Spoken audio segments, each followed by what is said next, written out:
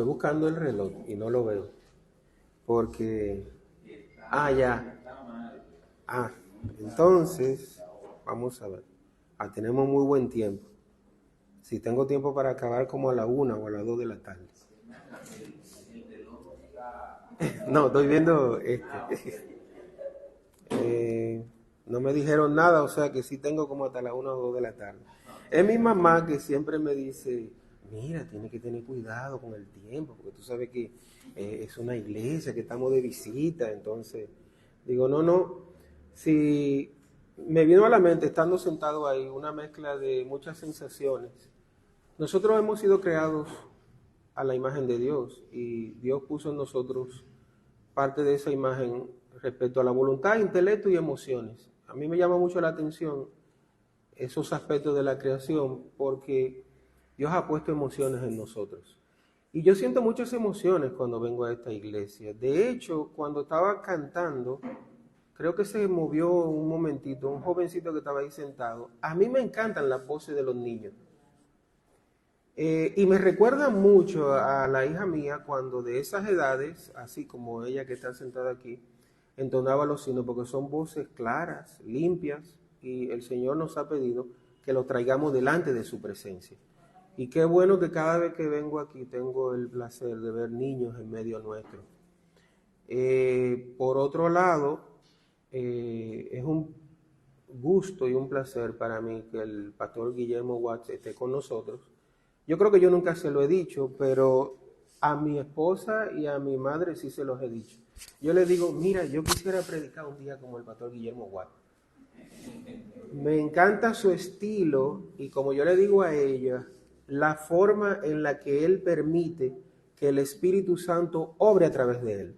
Porque eso es lo que somos nosotros, vasos de barro, y en la medida en la que nosotros permitamos que el Espíritu obre a través de nosotros, así será de bendición para la congregación. En la medida en la que en esta mañana yo pueda permitir que el Espíritu Santo elimine a Amauris y solamente podamos ver a Cristo, en esa medida será de bendición. Tengamos un momento de oración. Padre, te damos las gracias porque tú nos has concedido llegar a este lugar tan cálido para nosotros, por el amor que sentimos por esta congregación, por los hermanos que están en ella. Gracias por habernos dado un buen viaje. Gracias porque tú nos has alimentado y nos has exhortado a través de cada uno de los cánticos. Queremos hacer eso en esta mañana, sembrar la preciosa semilla y que sabiendo que ésta caerá en corazones de mármol, tú conviertas esos corazones de piedra en corazones de carne, sensibles a tu palabra. Ayuda a cada niño, cada joven, cada adulto y cada anciano que esté en medio nuestro a recibir tu palabra y recibirla en el poder del Espíritu Santo. Por Cristo Jesús te lo pedimos. Amén. Nosotros leímos en la introducción, en la lectura anteriormente acerca de Josué. Esa lectura habla acerca de la antesala de la muerte de Josué y ocurre que en el libro de Josué, al final, en el capítulo 34, no lo busquen, solamente lo voy a citar brevemente, dice acerca de la muerte de Moisés, antes de la muerte de Josué, subió Moisés de los campos de Moab al monte Nebo, a la cumbre del Pisga, que está enfrente de Jericó, y le mostró Jehová toda la tierra de Galaad hasta Dan, todo Neftalí y la tierra de Efraín y de Manasés, toda la tierra de Judá hasta el mar occidental. Habla de Jericó, aquella tierra que fue tomada por el pueblo de Israel de manera milagrosa. Yo estoy convencido de que cada uno de los niños que están aquí sentados en esta mañana tienen la capacidad de prestar atención y de guardar en su mente y en su corazón la palabra de Dios. Si no, obsérvelos cuando ellos están viendo algunos cartones animados que duran 2 horas y más. Y usted no puede moverlos de ahí. Tiene que convencerlos de alguna otra forma porque ellos tienen capacidad de concentrarse. Y en lo que mejor deben de concentrarse es en la palabra de Dios. Por eso siempre clamo para que Dios nos dé la capacidad a través de su Espíritu de captar la atención de ellos. Porque esa palabra que es sembrada de forma temprana en sus corazones, ¿qué pasa aún cuando fueren ancianos? Que no se apartarán de ella. Y dice acá, en el mar occidental, Negev y la llanura, la vega de Jericó, ciudad de las palmeras hasta Zoar. Y le dijo Jehová, esta es la tierra de que juré a Abraham, Isaac, Jacob, diciendo a tu descendencia la daré. Te he permitido verla con tus ojos, mas no pasarás allá. Y murió allí Moisés, siervo de Jehová, en la tierra de Moab. El pasaje que leímos en Jueces, en el libro de los Jueces, aconteció en la antesala de la muerte de Josué. ¿Y qué ocurre? Que al final, en el versículo 10, creo que fue el final del pasaje que leímos, miren cómo dice: el relevo de Moisés fue Josué, pero miren lo que acontece acá. Iniciamos leyendo en el versículo 6 del capítulo 2 del libro de Jueces, porque ya Josué había despedido al pueblo. Y al final, en el versículo 10 dice, y toda aquella generación también fue reunida a sus padres, y se levantó después de ellos otra generación que no conocía a Jehová, ni la obra que él había hecho por Israel.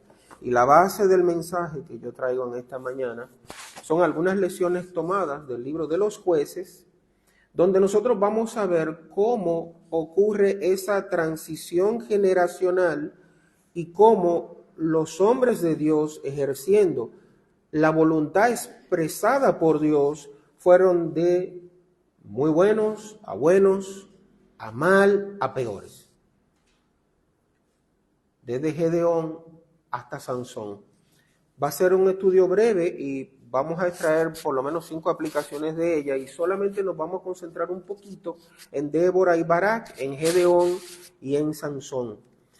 Sansón fue la primera referencia que yo tuve de la palabra de Dios. Yo tenía en el año 80, mi mamá no era creyente todavía, y tenía un libro abierto, un libro negro lleno de polvo. Ustedes saben en qué lo tenía abierto, ¿verdad? Algunos que tienen edad parecida a la de ella, en el Salmo 91. Y a mí se me ocurrió un día pasar la página. Caí en el gancho. Cuando pasé la página y vi lo que contenía, y me tocó el libro de Jueces, y comencé a ver de Sansón, dije, pero ven acá, pero este Sansón es el mismo que yo vi en la caricatura de Cantinflas. Cantinflas, para los que tienen memoria, tenía unas caricaturas, dibujos animados, que mostraba la historia de la humanidad. Y en una de ellas presentaron la historia de Sansón y Dalila. Entonces, a mí me llamó la atención en ese tiempo, creo que era el año 1980, yo dije, pero wow, qué interesante la historia, como la contaron en ese momento. Y dije, ¿y será verdad que Sansón es histórico? Porque yo creo que aparece en la Biblia y por eso tomé la Biblia de mi mamá. No la dejé en el Salmo 91, la dejé abierta en la historia de Sansón y vi que tenía un asidero bíblico. Y fue como el primer acercamiento que yo, jovencito, tuve con la palabra de Dios. Y comencé a entender cómo se mezclaba el devenir de la historia con la palabra de Dios.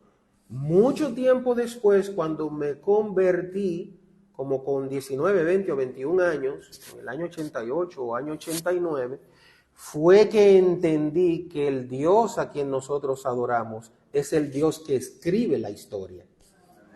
Y dije, wow, pero no es que la palabra de Dios se entrelaza con la historia de la humanidad, es que nuestro grande y poderoso Dios es el autor de la historia.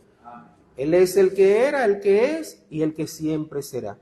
Y por eso me interesó ver que habían otros jueces que habían ejercido poder legal y poder en las batallas a nivel de ejércitos, junto con antes y después de Sansón, sobre todo antes.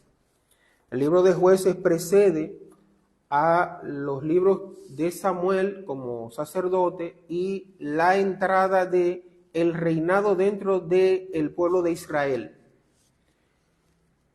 El pueblo de Israel nunca estuvo satisfecho, y podemos decir que hasta el día de hoy no ha estado satisfecho con la voluntad expresada de Dios y siempre ha buscado otras cosas aparte de su Dios.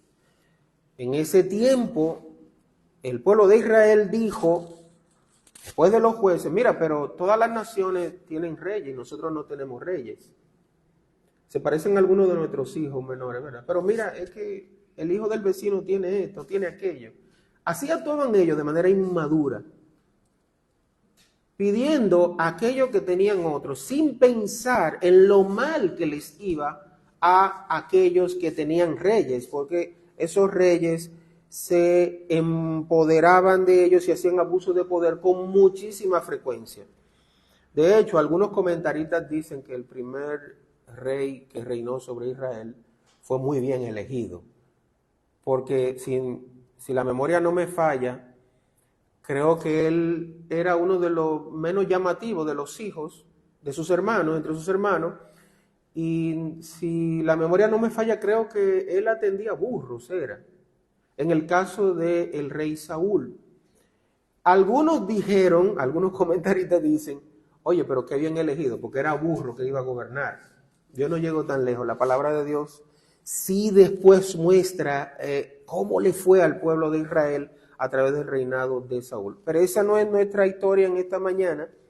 Los jueces vinieron antes de los primeros reyes y la historia de los reyes no fue muy distinta a la de los jueces. El tema principal del libro de los jueces es la fidelidad de un Dios para liberar a su pueblo de sus opresores. Y quisiera que me acompañen a Jueces, capítulo 2.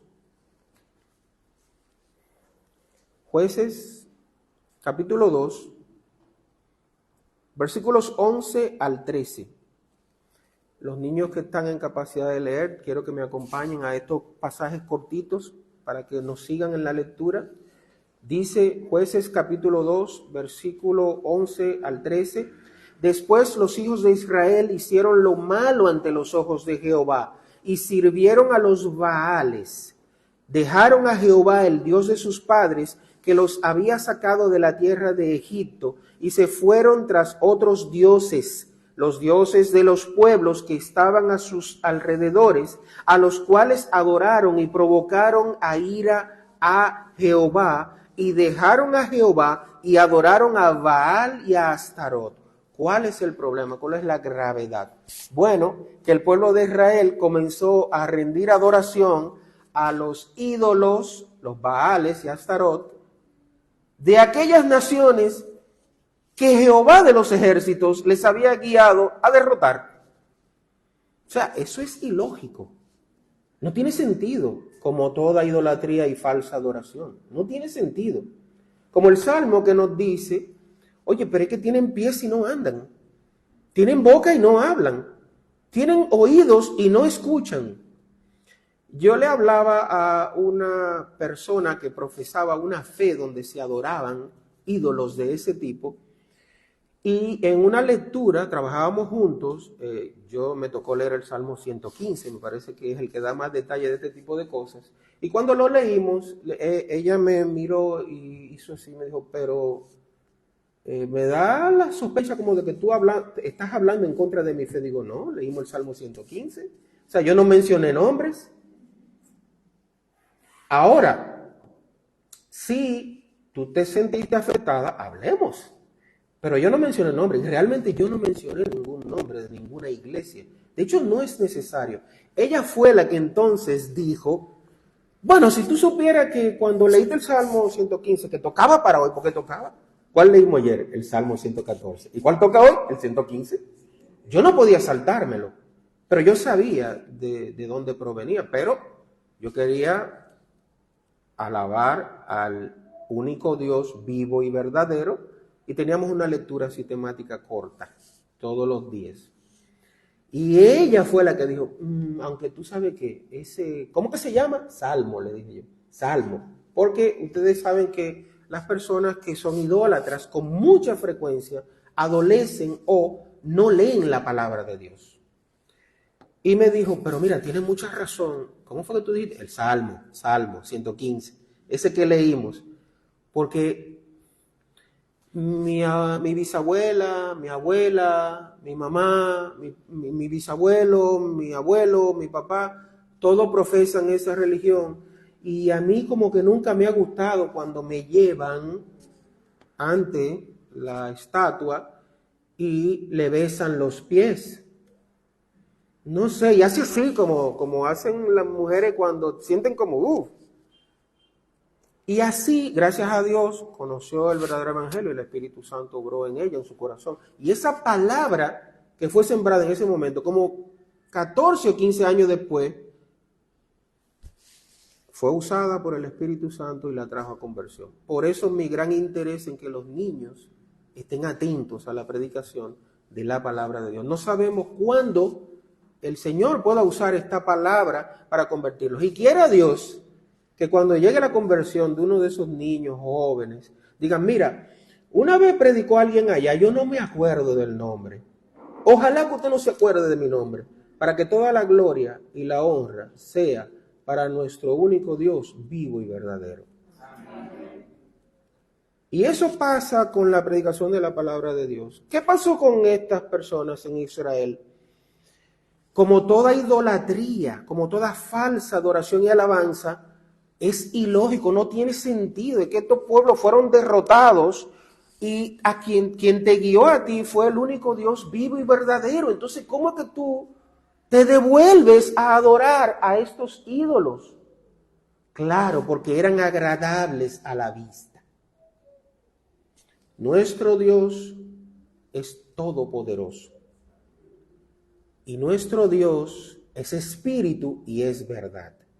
Y le adoramos no a través de ninguna imagen, sino a través de su poder, su bondad, su soberanía y sobre todo su misericordia. Ellos estaban viendo algo que le agradaba a la carne. Prendían inciensos aromáticos, veían las grandes estatuas, veían que algunas estaban revestidas de oro y eso los cautivaba. Y esto pasó con el pueblo precisamente luego de la mano de Moisés y Josué al final, habiendo cruzado el Mar Rojo y habiendo sido liberados de la esclavitud en Egipto, llegaron a esta tierra prometida. ¿Y qué hicieron? Bueno, que los mismos dioses de las naciones que los afligían a ellos y que luego fueron derrotados fueron los que ellos adoraron. Leo en el versículo 14, dice: y se encendió contra Israel el furor de Jehová, el cual los entregó en manos de robadores que los despojaron y los vendió en manos de sus enemigos de alrededor. Y no pudieron ya hacer frente a sus enemigos. Por doquiera que salían, la mano de Jehová estaba contra ellos para mal. Se encendió en su ira, en su furor, como Jehová había dicho y como Jehová se lo había jurado, y tuvieron gran aflicción. Y al final de este pasaje, de esta parte del pasaje, en el versículo 22 dice: para probar con ellas a Israel si procurarían o no seguir el camino de Jehová, andando en él como lo siguieron sus padres. ¿Ven el porqué de la introducción del principio? Con Moisés, bueno, vamos bien. Josué, vamos bien o mejor. Pero cuando muere Josué, entonces como que la cosa comienza a cambiar. La transición generacional respecto a la fidelidad al Evangelio comenzó a decaer. ¿Cuál es el propósito de este libro? Y es muy importante que junto con la enseñanza principal de que la fidelidad de Dios es notoria para liberar a su pueblo de sus opresores, nosotros entendamos también que lo que Dios quiere mostrar a través de este libro, y por eso es parte del canon sagrado de la palabra de Dios, es preparar el camino para la venida de Cristo, nuestro Salvador y libertador de la esclavitud del pecado.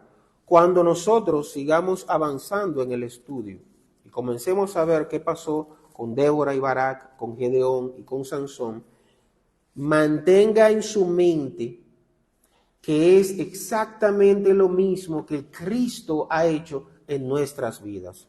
Porque en esta mañana no es un mensaje de historia, no, es un espejo ante el cual nosotros debemos de pararnos y ver el reflejo de nuestras vidas, de la vida suya y de la vida mía. ¿O usted cree que usted y yo en ocasiones no nos desviamos hacia los Baales y Astarot? No, yo no, momentito. Es que ya no tienen esos nombres. El dios Mamón, ¿saben quién es? El dios del dinero. Ese sí yo lo conozco, el del dinero. Pueden haber algunos que no estén aquí sentados en esta mañana adorando al único Dios vivo y verdadero porque están detrás del dios Mamón. Puede ser que haya alguno, porque ese es el Dios de este mundo. Porque, ¿cómo baila el mono? Decimos nosotros los dominicanos, por la plata. La imagen viene de unos monos de circo que traían, entonces el monito no hacía nada. Dice, pero mira, el monito no baila. Dice, no. Entonces ponían un recipiente, un sombrero. El monito estaba entrenado para que cuando la moneda cayera y sonaba clink, clink, el monito comenzaba a bailar. Y así en ocasiones actuamos usted y yo. Y por eso en ocasiones nos ausentamos del culto de oración o del culto de adoración. A veces no para llevar alimento a nuestros graneros, sino para poner más alimento del que necesitamos. Ojo con eso, no nos separemos de este mensaje de esta mañana como si fuera una lección de historia. No, estamos hablando de usted y de mí. A lo largo de la vida de los 12 jueces vemos un patrón repetitivo de rebeldía. Pago por los pecados, arrepentimiento y restauración. Rebeldía, luego pago por los pecados, como se hacía en el Antiguo Testamento, arrepentimiento y luego restauración. Por tanto, Jueces nos advierte en contra de los compromisos con los impíos en sus idolatrías. Israel cayó al permitir a los paganos habitar en la tierra, haciendo alianzas con ellos y permitiendo los matrimonios mixtos.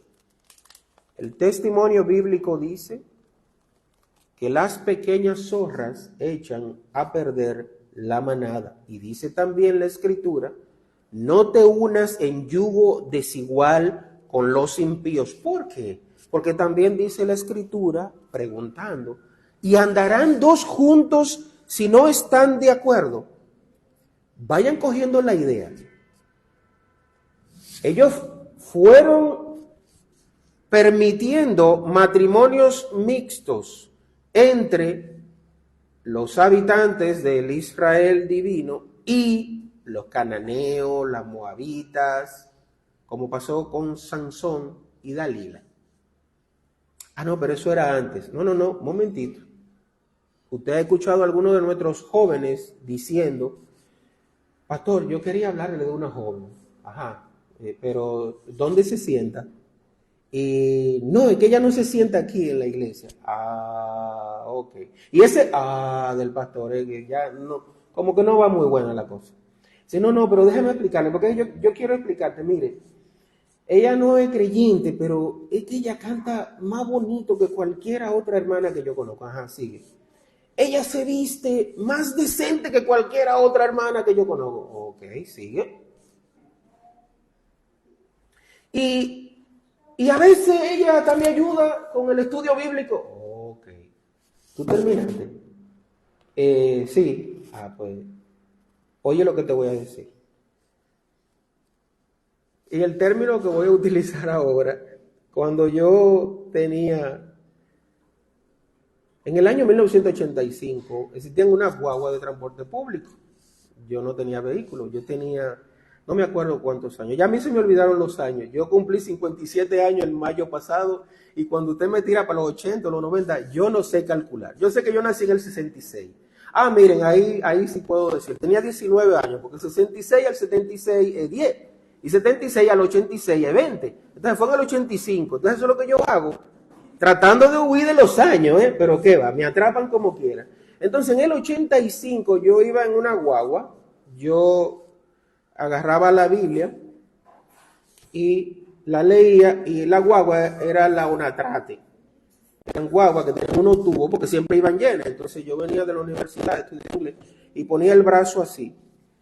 Y a veces yo no podía estudiar o leer la Biblia porque habían unas personas predicando en voz alta. Y se me quedó grabado en la mente que un predicador no usaba el término infierno, sino que él le decía el caldero.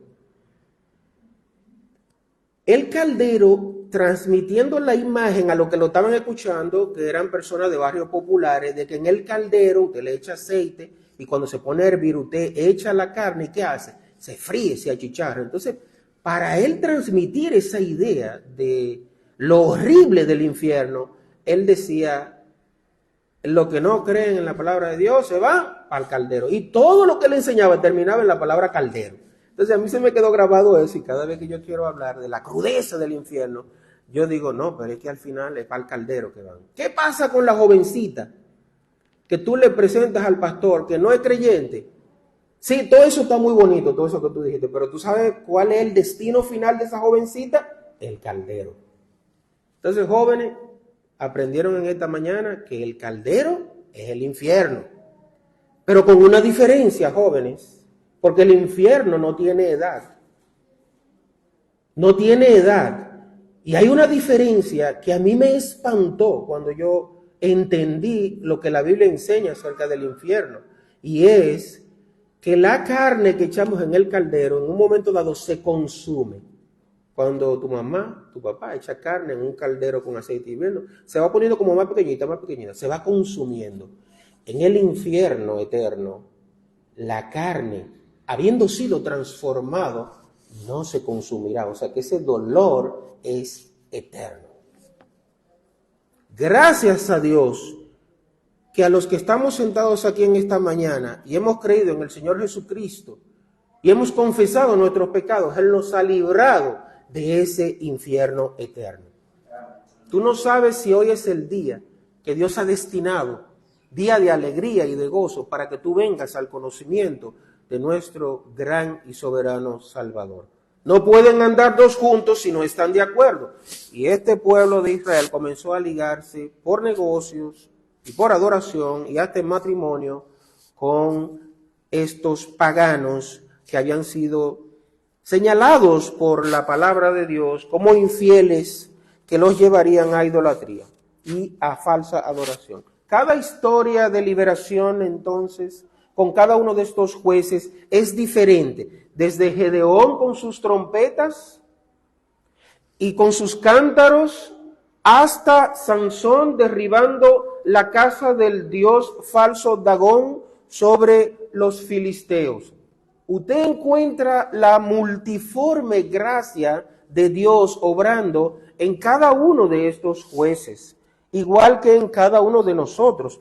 Dios muestra su capacidad para dar a su pueblo la victoria y cada juez revela un aspecto distinto del poder y de la gracia de nuestro Señor y Salvador Jesús.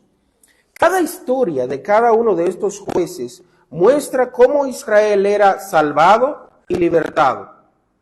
De esa misma forma, así Cristo muestra la salvación y la liberación de nosotros los redimidos, aquellos que Él apartó desde antes de la fundación del mundo para alcanzar salvación. Si nosotros escucháramos la historia de cada uno de nosotros en esta mañana, no tenemos tiempo para ello, ni es nuestro propósito, pero si la escucháramos, veríamos la diversidad de la gran misericordia de Dios.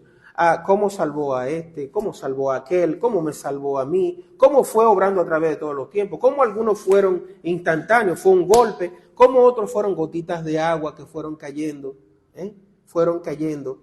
Y esos tiempos de mi impiedad y mi ateísmo, jovencitos, hoy cuando yo los recuerdo, me traen dolor primeramente y luego me traen un gran gozo y algarabía de entender la mucha misericordia que Dios tuvo con nosotros. Yo le digo siempre a mi mamá, wow, yo recuerdo cuando yo me iba para el colegio y salía a pie con otra cachorro.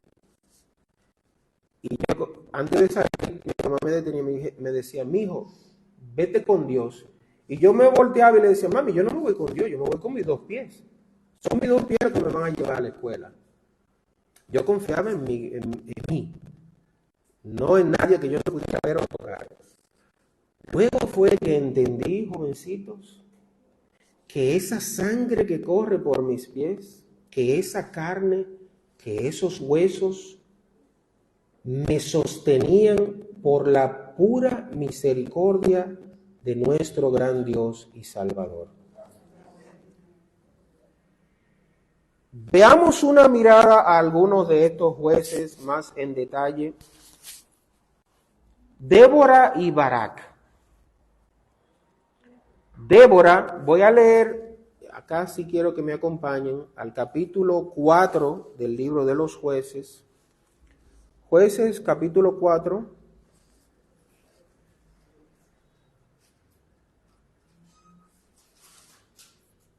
Versículos 1 en adelante. Vamos a leer algunos versículos. Pero en sus casas quisiera que vieran, los que toman nota, del versículo 1 al 24. Leo, versículo 1 de Jueces, capítulo 4. Después de la muerte de Ahod, los hijos de Israel volvieron a hacer lo malo ante los ojos de Jehová. Y Jehová los vendió en mano de Yavín, rey de Canaán, el cual reinó en Azor, y el capitán de su ejército se llamaba Sísara, el cual habitaba en Aroset Goín. Entonces los hijos de Israel clamaron a Jehová, porque aquél tenía 900 carros herrados y había oprimido con crueldad a los hijos de Israel por 20 años. Gobernaba en aquel tiempo a Israel una mujer, Débora, profetisa, mujer de Lapidot, y acostumbraba a sentarse bajo la palmera de Débora entre Ramá y Betel en el monte de Efraín, y los hijos de Israel subían a ella a juicio. Era uno de los jueces. Y ella envió a llamar a Barak, hijo de Abinoam, de Sedes, de Neftalí, y le dijo, ¿no te ha mandado Jehová, Dios de Israel, diciendo, ve, junta a tu gente en el monte de Tabor y toma contigo 10,000 hombres de la tribu de Neftalí y de la tribu de Zabulón, y yo atraeré hacia ti al arroyo de Sisón a Sísara, capitán del ejército de Yavín, capitán del ejército de los que estaban oprimiendo al pueblo de Israel, con sus carros y su ejército, y lo entregaré en sus manos. Recuerden, jóvenes, cuando dije que los jueces no eran como lo conocemos hoy en día, con un gorro, un uniforme, y manejan las leyes que surgen de la Constitución. En este momento histórico, eran personas que administraban justicia, pero usualmente a través de la espada también. La Constitución era la palabra de Dios revelada hasta ese momento. Y como Dios hablaba a través de los profetas que vivieron en esos tiempos. Pero estos jueces entonces se aseguraban del cumplimiento de esta palabra de Dios, y con frecuencia era a través de la espada. Entonces, Barak le respondió, si tú fueres conmigo, yo iré, pero si no fueres conmigo, no iré. Ella dijo, iré contigo, mas no será tuya la gloria de la jornada que emprendes, porque en mano de mujer venderá Jehová a Sísara. Y levantándose Débora fue con Barak a Sedes, y junto Barak a Zabulón y a Neftalí en Sedes, y subió con 10,000 hombres a su mando, y Débora subió con él. Y Heber Seneo, de los hijos de Obad, suegro de Moisés, se había apartado de los ceneos y había plantado sus tiendas en el valle de Saanaim, que está junto a Cedes. Vinieron pues, se siguieron juntando, formando un ejército en contra de Sísara, y al final del pasaje que les estoy diciendo, miren lo que ocurre. Versículo 20, y él le dijo: estate a la puerta de la tienda, y si alguien viniere y te preguntare diciendo, ¿hay aquí alguno? Tú responderás que no. Pero ya él, mujer de Heber, tomó una estaca de la tienda y poniendo un mazo en su mano, se le acercó calladamente y le metió la estaca por las sienes y la enclavó en la tierra, pues él estaba cargado de sueño y cansado, y así murió. Y siguiendo Barak a Sísara, Yael salió a recibirlo y le dijo: ven, y te mostraré al varón que tú buscas. Y él entró donde ella estaba, y he aquí Sísara yacía muerto con la estaca por la sien. Así abatió Dios aquel día a Yabín, rey de Canaán, delante de los hijos de Israel. Y la mano de los hijos de Israel fue endureciéndose más y más contra Yabín, rey de Canaán, hasta que lo destruyeron. Dos cosas quiero que conservemos de acá, de este pasaje. Primero, fíjense cómo el patrón se repite. El pueblo peca, se arrepiente y viene salvación de parte de la mano de Jehová.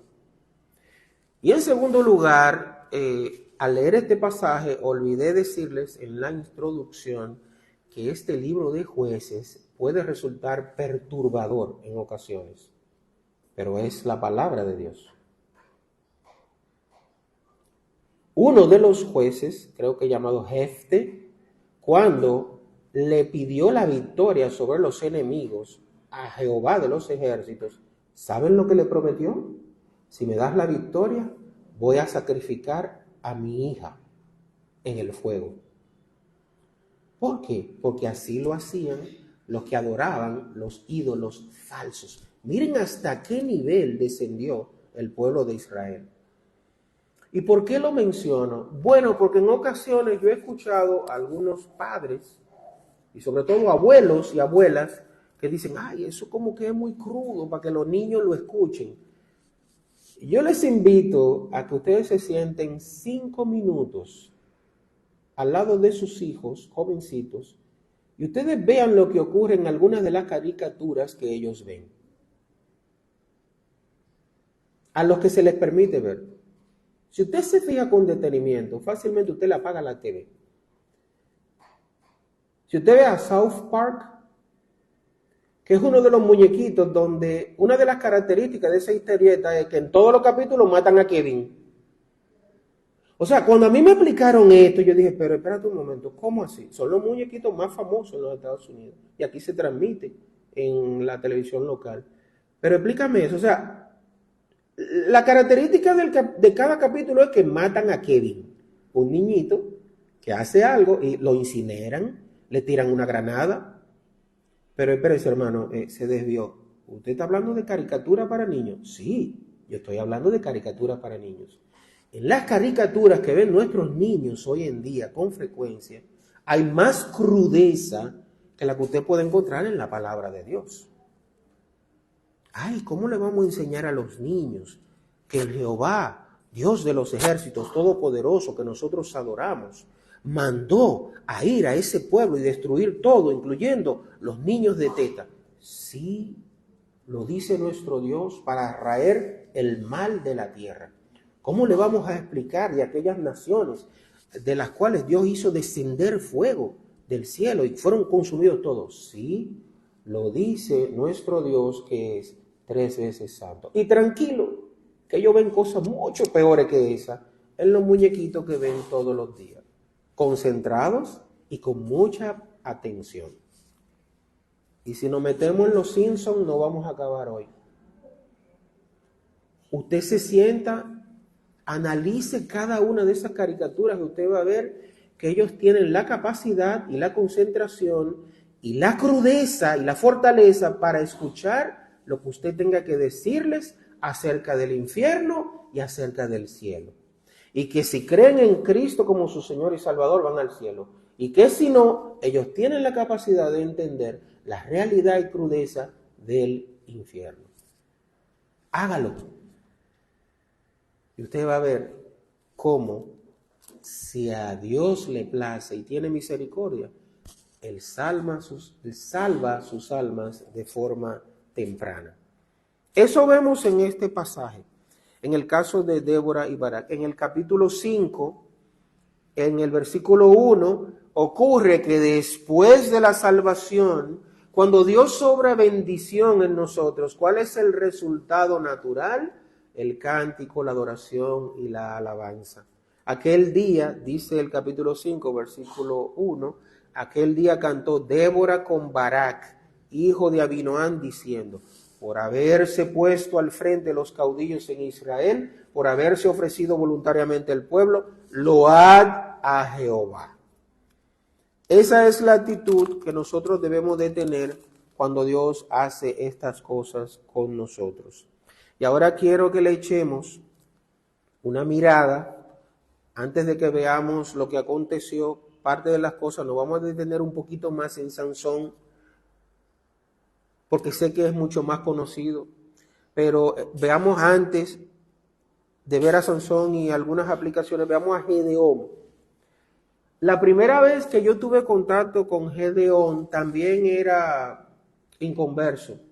De hecho, trabajaba acá en el este, en un hotel. Creo que trabajaba en Valladolid, en Dominicus. Y en la habitación donde yo me quedaba, en una noche, yo abro la gavetita y había un librito verde. Y veo que dice arriba algo de los Gedeones. Y me di cuenta que era un grupo, vamos a decir como la Sociedad Bíblica Dominicana, que hace Biblias como esta. En aquel caso era un grupo, creo que de Estados Unidos, que hacía Nuevos Testamentos y que los distribuía en los hoteles. Entonces, cuando yo vi esto, dije, ¿y de dónde viene el término Gedeón? Porque no es malo tener una curiosidad o interés histórico o intelectual en las cosas. Lo que es malo es cuando convertimos este interés histórico, conocimiento histórico y esta intelectualidad en nuestro ídolo. El interés histórico, el conocimiento histórico, la intelectualidad, para lo único que debe de servir es para llevarnos a Cristo. Si no sirve para eso, no sirve para nada. Absolutamente nada. Bueno, si usted sabe para qué sirve. Para crear vanidad y depresión en nosotros mismos. Cuando usted ve que el conocimiento intelectual, que el conocimiento histórico no lo lleva a nada de interés real, usted comienza a caer en depresión. ¿Por qué? Porque, jóvenes, hay un vacío en nuestro interior que solamente puede ser llenado por Cristo. Absolutamente nada, ni dinero, ni posesiones, ni ropa, nada puede llenar ese vacío que hay en nuestro interior. Si no, pregúntele a una mujer que tiene 3 meses ahorrando por unos zapatos, color mostaza como con verdecito, que vio y que quiere comprárselo. Pregúntele lo que pasa el día siguiente al que finalmente se compró los zapatos. Ya como que el interés no es el mismo. En el caso de los hombres nos pasa con los vehículos. Nosotros andamos detrás de algunos accesorios para el vehículo y nos interesa mucho hasta el día que lo tenemos. Tenemos diferentes preferencias, pero la idea es, nos llenan de ilusión hasta que las alcanzamos o las obtenemos. Porque vanidad de vanidades, todo es vanidad. ¿Qué es lo que fue? Lo mismo que será. Y todo tiene su tiempo debajo del sol. Mi afán no debe estar concentrado en las cosas en sí mismo, sino en que yo esté seguro de que así como Dios hizo un tiempo hermoso para cada cosa, yo esté viviendo de acuerdo con esa voluntad divina del tiempo hermoso y perfecto para cada cosa. Ejemplo, en este momento es el momento de adorar a Dios. Y yo tengo que vivir entendiendo que este es el tiempo hermoso y perfecto que Dios ha hecho para que recibamos la palabra de Dios y la guardemos en nuestros corazones, sacando de nuestra mente cualquier otra cosa que usted vaya a hacer después de estar en este tiempo de adoración. En este momento, gocémonos y alabemos al Dios que es 3 veces santo, que vive y reina por los siglos de los siglos. En el caso de Gedeón, fue señalado con sus 300 hombres, sobre todo, es lo que más se conoce, para salvar a Israel de los madianitas. Sigo avanzando en el libro de los jueces, en el capítulo 6, por favor, en sus hogares, lean del versículo 1 al 40. Yo solo voy a leer la introducción para que tengamos una idea de lo que está aconteciendo con Gedeón. Capítulo 6, versículos 1 al 40. Leo algunos textos. Versículo 1, los hijos de Israel hicieron lo malo ante los ojos de Jehová. ¿Ven el patrón repetitivo? Y Jehová los entregó en mano de Madián por 7 años. Hermano, pero ya usted leyó eso. No, yo leí fue relativo a Débora y Barak. Es que ellos hicieron lo malo y Jehová los entregó, creo que por 20 años. Es que ahora estamos en los tiempos de Gedeón y ellos hicieron lo malo ante los ojos de Jehová y Jehová los entregó en mano de Madián por 7 años. Usted lo va a empalmar ahorita con una de las aplicaciones que vamos a ver al final. Y la mano de Madián prevaleció contra Israel y los hijos de Israel, por causa de los madianitas, se hicieron cuevas en los montes y cavernas y lugares fortificados.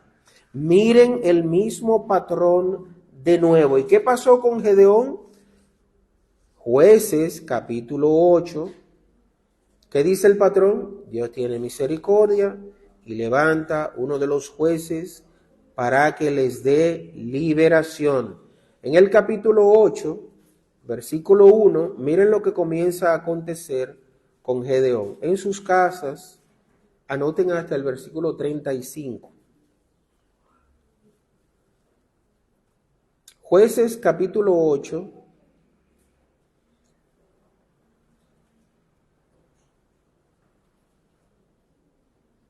versículo 1. Pero los hombres de Efraín le dijeron: ¿qué es esto que has hecho con nosotros, no llamándonos cuando ibas a la guerra contra Madián? Y les reconvinieron fuertemente, a los cuales él respondió: ¿qué he hecho yo ahora comparado con vosotros? ¿No es el rebusco de Efraín mejor que la vendimia de Abiezer?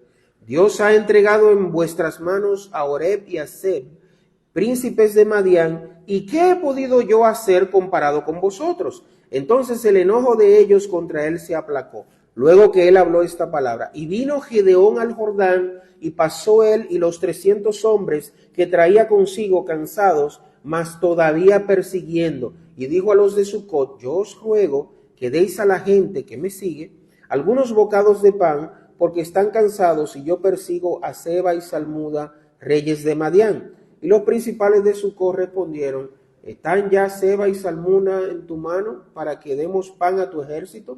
Y Gedeón dijo: cuando Jehová haya entregado en mi mano a Seba y a Salmuna, yo trillaré vuestra carne con espinos y abrojos del desierto. De allí subió a Peniel y les dijo las mismas palabras. Y los de Peniel le respondieron como habían respondido los de Sucot. Y él habló también a los de Peniel diciendo: cuando yo vuelva en paz, derribaré esta torre. ¿Qué quiero que conservemos de este pasaje? 3 cosas. Primero, se repite el mismo patrón. El pueblo de Israel peca, es entregado en las manos de los opresores y enemigos, de los idólatras, y luego Dios les restaura y envía un hombre que les libera de estos enemigos. Segundo, Dios es conocido como Jehová de los ejércitos. A Él le place, Él siente placer en salvarnos y darnos la victoria a través de sus instrumentos. Por eso en ocasiones dice, pero espérate, ¿cuántos hombres llevan para la batalla? 10,000. No.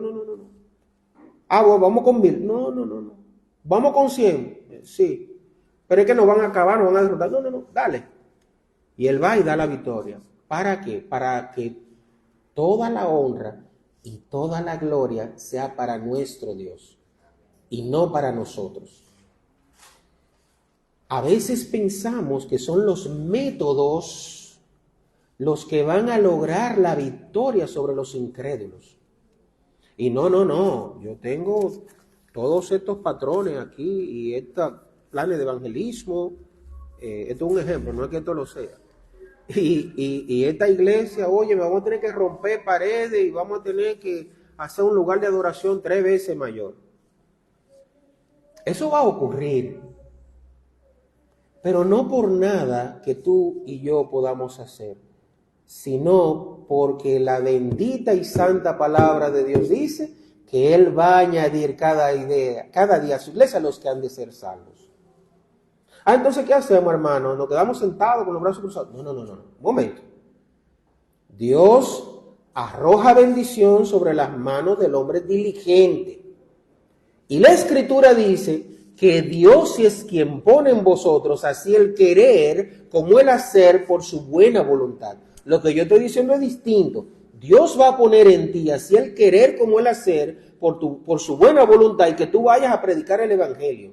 Y que nosotros oremos a mitad de la semana y que nosotros evangelicemos. Y como fue Dios quien puso en nosotros ese querer y ese hacer, Él va a usar esa palabra en aquellos que Él apartó desde antes de la fundación del mundo para traerlos aquí, para que digan, Jehová reina, y se vistió de magnificencia y habitó también el mundo. Firme es su trono desde entonces, Él es eternamente. Pero para su gloria, no para la nuestra. Y esto pasó con Gedeón y era lo que él le explicaba.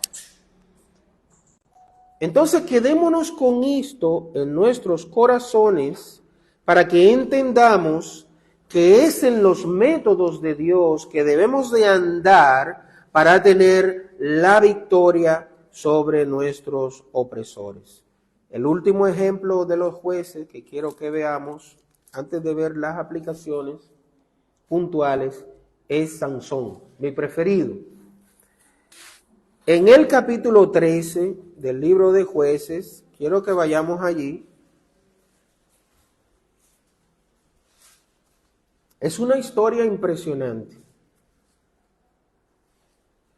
Capítulo 13 del libro de los Jueces, desde el versículo 1, todo el capítulo habla acerca de el nacimiento de Sansón.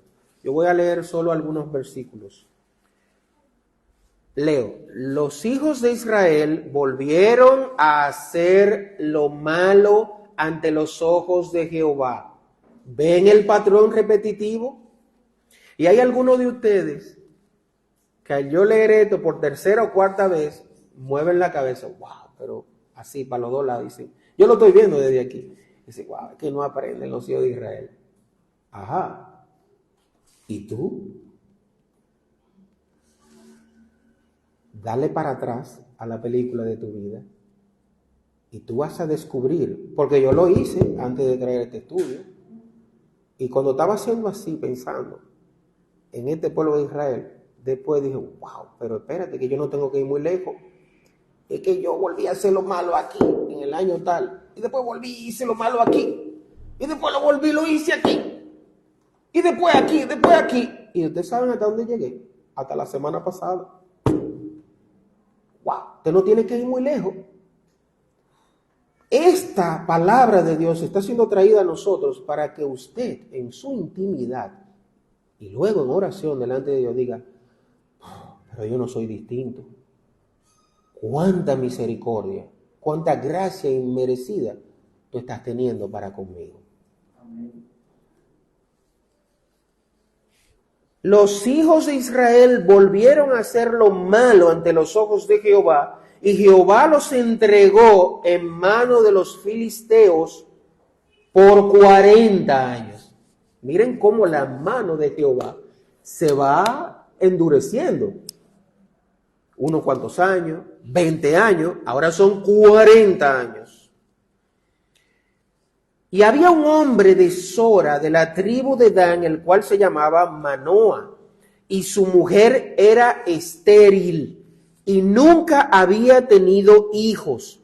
A esta mujer apareció el ángel de Jehová y le dijo: he aquí que tú eres estéril y nunca has tenido hijos, pero concebirás y darás a luz un hijo. Ahora pues no bebas ni vino ni sidra, ni comas cosa inmunda, pues he aquí que concebirás y darás a luz un hijo, y navaja no pasará sobre su cabeza, porque el niño será nazareo a Dios desde su nacimiento, y él comenzará a salvar a Israel de mano de los filisteos. Y la mujer vino y se lo contó a su marido, a Manoa, diciendo: un varón de Dios vino a mí, cuyo aspecto era como el aspecto de un ángel de Dios, temible en gran manera. Y no le pregunté de dónde ni quién era, ni tampoco él me dijo su nombre. Ojo con eso. Y me dijo: he aquí que tú concebirás y darás a luz un hijo. Por tanto, ahora no bebas vino ni sidra ni comas cosa inmunda, porque este niño será nazareo a Dios desde su nacimiento hasta el día de su muerte. Jovencito, desde su nacimiento estaba consagrado a no cortarse el cabello. Esa era una de las señales de los nazareos.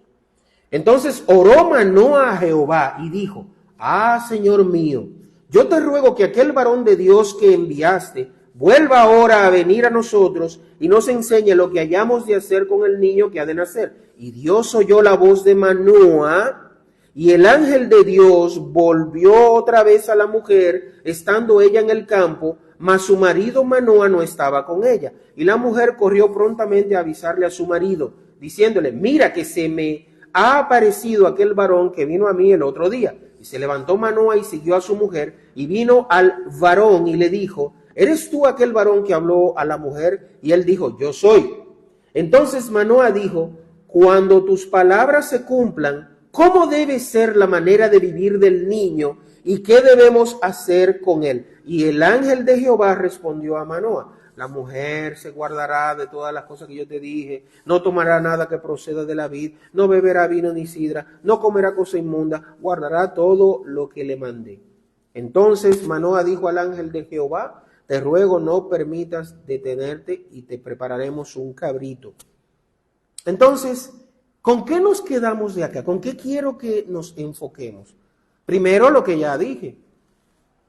Volvieron y hicieron lo malo delante de Dios. Segundo, Dios envía un libertador para salvarlos de forma misericordiosa. Pero hay un aspecto que quiero que tomemos en cuenta acá. He escuchado de algunos historiadores, porque no quisiera llamarle comentaristas, porque decir comentarista bíblico es que creen lo que la Biblia enseña y la palabra de Dios y emite comentarios acerca de esto. Prefiero llamarle historiadores que dicen o quieren hacernos creer que Sansón no era creyente. Y mi única respuesta a esto es mencionado como un héroe de la fe. Si un solo versículo me habla acerca de un héroe de la fe, para mí es creyente. Yo no tengo que analizar ninguna de sus conductas para convertirme en el Espíritu Santo y tratar de decir si era o no era creyente. ¿Ustedes recuerdan lo que yo dije al principio? Que Dios no esconde en este libro la maldad de sus hombres que Él eligió. Y si usted ve cada uno de los héroes de la fe, usted va a encontrar estas señales. Las encuentra en Abraham, en Moisés, en David. Las encuentra en cada uno de esos hombres y las encuentra en usted y las encuentra en mí. Porque por gracia sois salvos, no por obras, para que nadie se gloríe. Dios ha derramado sobre nosotros su gracia soberana e inmerecida. Y con Sansón no fue lo contrario. No fue lo contrario. Dios mostró su gracia por encima de algunos comportamientos y conductas malvadas de Sansón. Y en segundo lugar, algunos otros comentaristas se detienen en este tipo de pasajes a decir algo que a mí me parece inútil, innecesario. ¿Cómo usted me va a sentar y me va a explicar en 4 sermones cuál fue el ángel de Jehová que se le apareció a Manoa y a la mamá de Sansón? Ahí dice el ángel de Jehová y dice que venía de lo alto. Yo no tengo que detenerme a considerar si era Cristo preencarnado. Yo espero que los jovencitos digan, ahora habló en griego, en chino.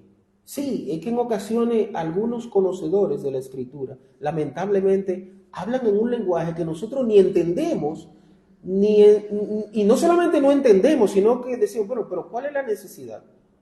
Acá dice, el ángel de Jehová. Si es el ángel de Jehová, tiene la autoridad de Jehová, y eso es suficiente.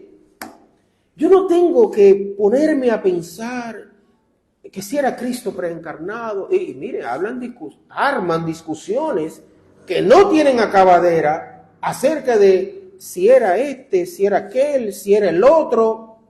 Eso no es lo que el pasaje en su contexto nos está diciendo. El pasaje en su contexto, lo que nos está diciendo en esta mañana es que de parte de Jehová vino un enviado y dijo, obraré salvación a través de un hijo tuyo, pero yo soy estéril.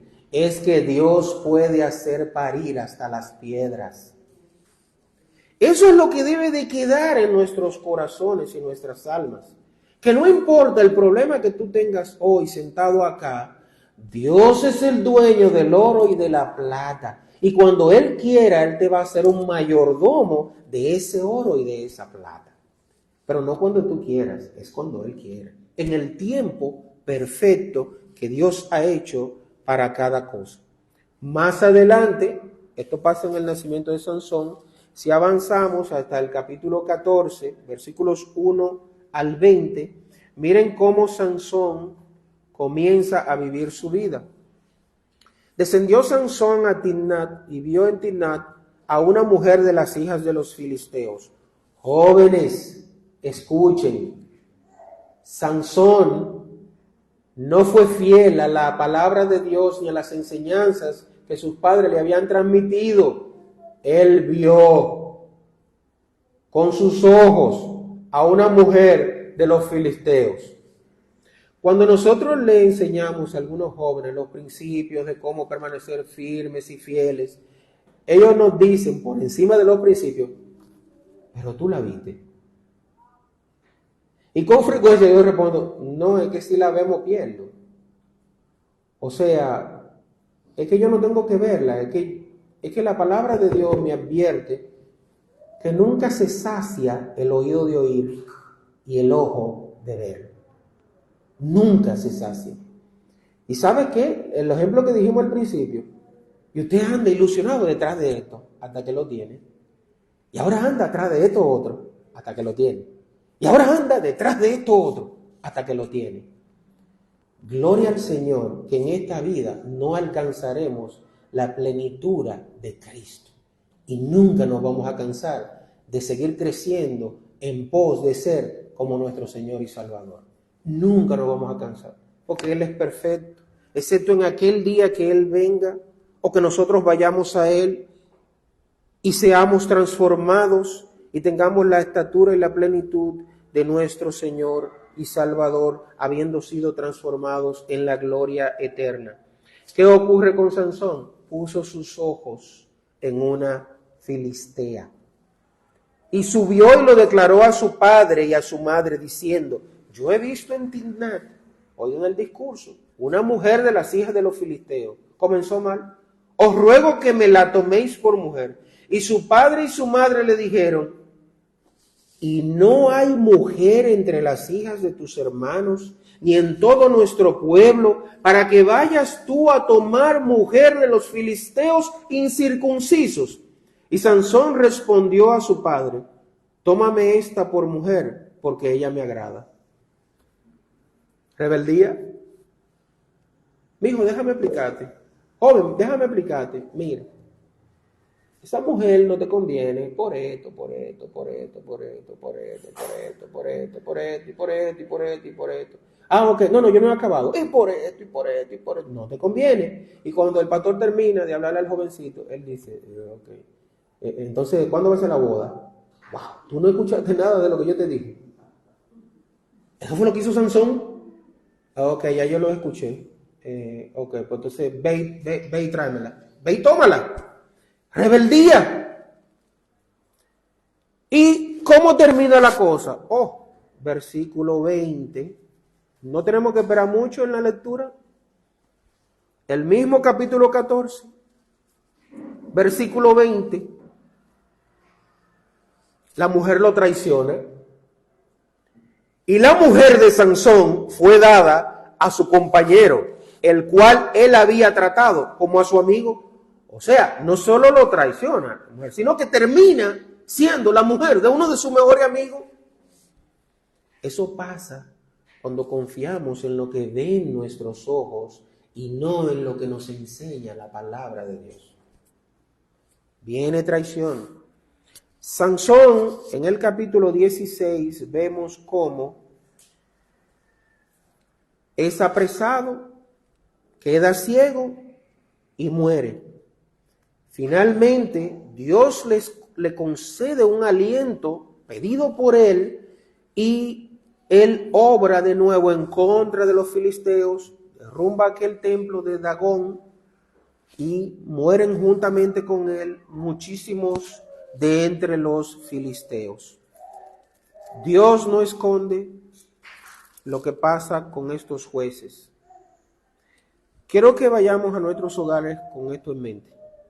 A manera de aplicación, primero, que Jehová nuestro Dios ni miente ni se arrepiente y a veces nos prueba. No pasará distinto contigo en tu vida cada vez que tú te apartes de los caminos del Señor.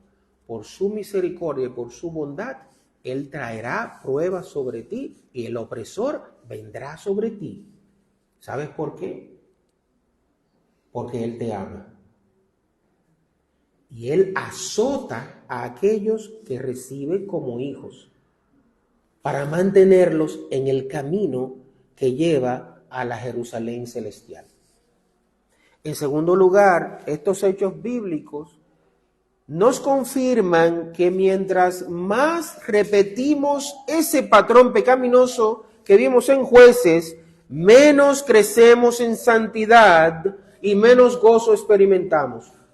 Menos gozo experimentamos, porque el crecer en santidad nos hace experimentar más gozo. ¿Perdemos la salvación? No perdemos la salvación, pero vivimos una vida como creyentes donde el gozo con frecuencia está ausente. ¿Sabe? Nos tienen como en un cuarto de intensivo, con el respirador automático puesto. Sí, eres creyente, pero cuando insistes en estos patrones de impiedad, no tienes todo el gozo que tú debieras de tener y transmitir a otros.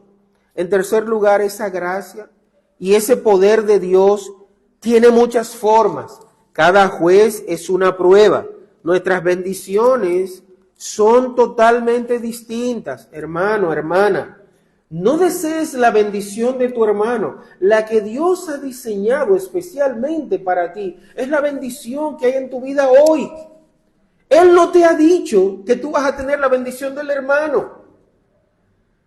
Es la bendición que Dios ha diseñado hoy para ti. Esa es en la que tú tienes que gozarte. No, pero mira el hermano tal o mira la hermana tal. No, mírate a ti y lo que Dios ha hecho en tu vida. Que probablemente esos otros hermanos que tú estás señalando, te están señalando a ti. Wow, pero mira, yo admiro la salud que Dios ha obrado sobre es hermano, es hermana. Y probablemente tú con tu salud, como un roble, estás diciendo, wow, pero mira, yo admiro ese carrito que el hermano tal ha tenido 3 vehículos nuevos y yo me imagino que eso le ayuda en la salud. No, hombre, no sale de una. Lo que Dios te dio a ti fue la salud. Y el hermano que no sale de una, que vive enfermo, le dio un carrito nuevo. Disfruta y gózate en tu bendición, que esa es la que fue diseñada en los cielos para ti y solamente para ti. Experimentar victoria que Cristo obró sobre el pecado y la muerte siempre, siempre, siempre producirá como fruto una ferviente y gozosa adoración y alabanza. ¡Wow! ¡Qué bendición el mensaje de esta mañana! Dicen algunos. Sí, demuéstramelo en el culto de adoración de esta tarde. Demuéstramelo cuando tú vuelvas a entonar un cántico de adoración y de alabanza, si fue verdad que fue de bendición el mensaje que escuchaste en esta mañana. ¿Por qué? Porque la muestra inequívoca de que hemos sido bendecidos por Dios es un ferviente gozo, adoración y alabanza como Cristo ha mandado. Por eso hay un himno que dice acerca de esta experiencia de gozo: dulce es tu nombre para mí, pues quita mi temor. En él ya hay salud y paz para el pobre pecador. Finalmente, mi hermano, a través de la fe en Cristo, nosotros entendemos algo de las razones de Dios. Somos salvos por medio de la fe. Y la fe es la convicción, es la certeza de lo que esperamos, de lo que no vemos. Pero a través de esa fe en Cristo, nosotros podemos entender algunas de las razones de Dios. Y entre ellas, una de esas razones de cómo opera Dios es que, apartados de Cristo, caemos presos del diablo y de los deseos de la carne. Recuerda a Sansón, que estuvo en ambas orillas de ese río. Cuando tuvo la bendición divina, mostró la gloria y la fortaleza de nuestro Dios. Cuando se apartó de Dios, tuvo los sufrimientos que el pecado trae a la vida de aquellos que se apartan del camino estrecho que lleva a la salvación. Oremos. Padre, te damos las gracias porque a través de este libro de los jueces tú nos has ayudado por medio de tu Espíritu Santo a entender tu voluntad que es perfecta. Gracias, Padre, porque tú todo lo has hecho hermoso en su tiempo. Ayúdanos como hijos tuyos a vivir gozosos, contentos con lo que tenemos ahora, sabiendo que es tu voluntad perfecta y agradable. Y haznos confiar en el cumplimiento de todas y cada una de tus promesas, que nosotros esperemos de forma paciente que tú has de obrar en nuestras vidas todo aquello de lo cual tengamos necesidad. Mientras, ayúdanos a mostrar a otros que tu Hijo Jesucristo viene pronto en busca de su iglesia y que este día puede ser el día de salvación, el día de gozo, para que aquellos que no te conozcan a ti como el único Dios vivo y verdadero, te conozcan y que a través de tu Espíritu Santo sus corazones de piedra sean convertidos en corazones de carne. Mira a nuestros hijos, nuestros jovencitos que están en medio nuestro. Sabemos que solo tú tienes la capacidad de obrar en sus corazones e inclinarlos a hacer tu voluntad, a reconocer y confesar sus pecados y aceptar a Cristo como el único Señor y Salvador de sus vidas. Por Él te pedimos estas cosas. Amén. Amén.